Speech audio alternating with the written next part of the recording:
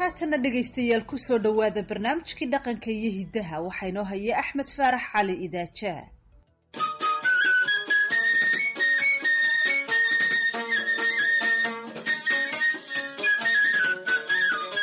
waa barnaamijkii dhaqanka iyo hiddaha ee laanta af soomaaliga ee v o a-da iyo qayb labaad oo ku saabsan sheekadii waasuge iyo warsame qalinkii allaha u naxariistee xuseen sheekh axmed kadare.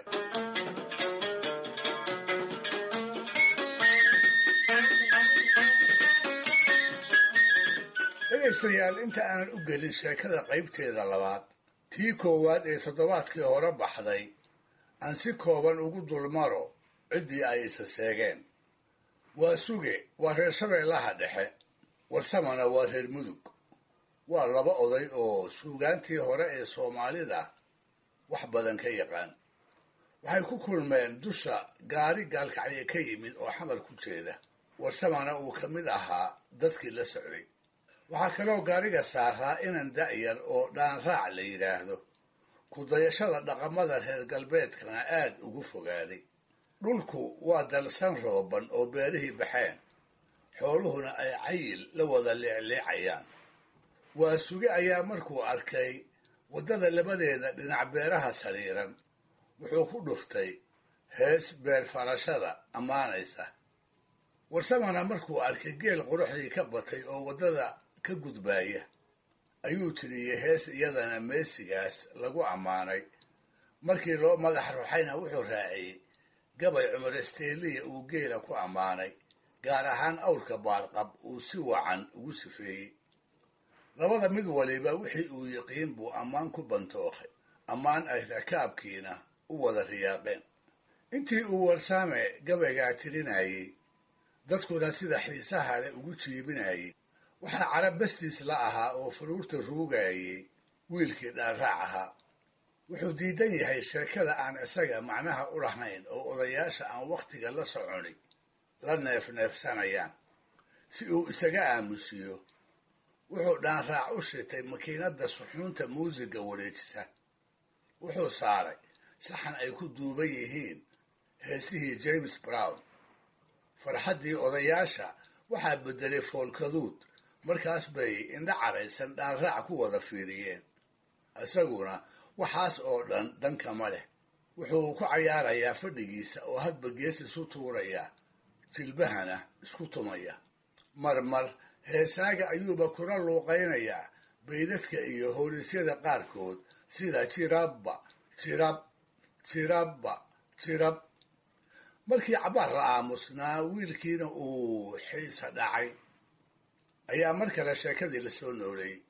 ugu horrayntii waasuge ayaa isagoo aad uga caraysan waxyaalihii uu dhaanraac ku kacay wuxuu tusaale ahaan dadkii ugu tirshay masafadii sheekh axmed gebyow ee ahayd qasqas carmaa iyo qaabis caanood, midba markoo la qasmaansahaye quudka haddii la karshow qabow yahay, inta qurmaa mar la soo qubaaye, geenye qurxoon iyo qayl dameeraad, ninba midkiisu la qaal badnaaye, rati qawaari iyo qaalin juuclaah, midba markoo qalab saarahayna, qashkarisow iyo naagta qaafaah, maharka loo wada qaybihaye, qaran haddii marbaqoon u soo kaco wixii qadiima la quursahaye, qur-aanka toosana qaadirkay yidhi qolof qab gaaluhu qoonsahaye.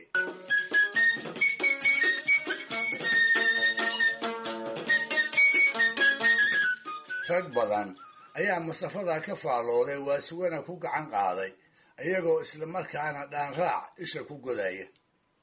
waasuga markuu ogaaday in tusaalihiisii lala dhacay ayuu si wanaagsan inta fadhiga ugu qaab samaystay oo maradiisii tarashka lahayd deegaha ka ritay sidii libaax hareerihiisa marba dhan u jeestay. markay intaasu dhacday ayaa warsame oo ay la noqotay in laga dheereeyey mar keliya sidii webiga u biyo keena. wuxuu ka qayrooday sidii waasuge loogu madax ruxay.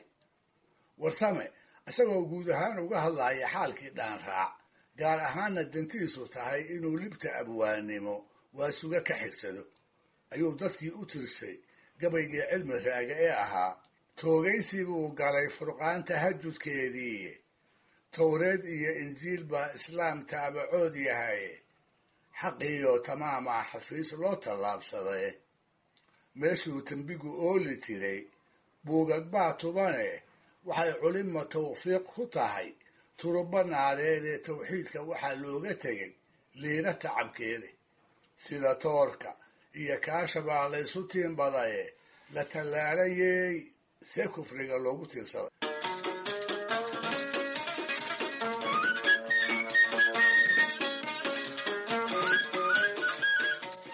dadka oo gabaygaa ka faalloonaya murtidiisana wadajir u dhuuxaya ayaa dagaal lama filaanhi dhex maray wiilkii dhaanraac ahaa iyo haweenay duq ah oo baabuurka meel dhexe ka soo raacday fadhiidayna kursiga kiisa xiga dagaalku wuxuu ka dhacay dhaanraac oo xabad sigaara shitay duqdiina ku tiri war ha igu afuufin qurunka afkaaga ka socda dhaanraac isagoo intii tabartiisa dadaalaya ayuu aftalyaani ku yidhi skuusi raalli ahow duqdii waxay u qaadatay inuu caynayo markaas bay inta la baxday dembiishii ay alaabta ku sidatay madaxa kala dhacday oo u celisay ilaa gacmaha la qabtay haddaba muxuu falay dhaanraac inta istaagay oo gacmaha shaarka laabtay feerna la baxay ayuu yidhi duqda iskeen dadkii baabuurka saaraa oo yaab la wada qoslaya ayaa wiilkii ka badbaadshay duqdii ayaydiis lafaca ahayd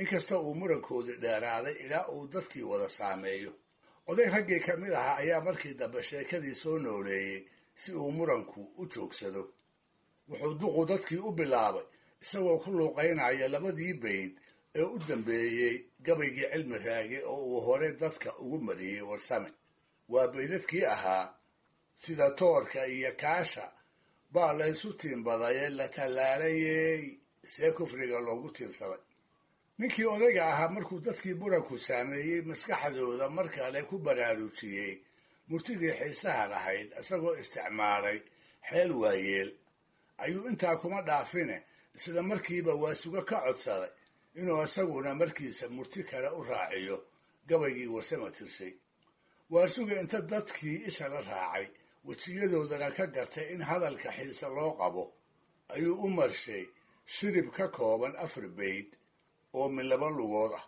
wuxuu yidhi dhulku dadkoo dhan wow dhammays dhiishaase ninba meel dhigtaa dhaxalka hidda waa dhigaal wax noo dhimanna waa dhacaan dhicis lagama dhul sugoo wixii isku dhiiga ways dhalaan dhaanraac dhaqanka waalidkood dhasha ka leexataan dhahnaa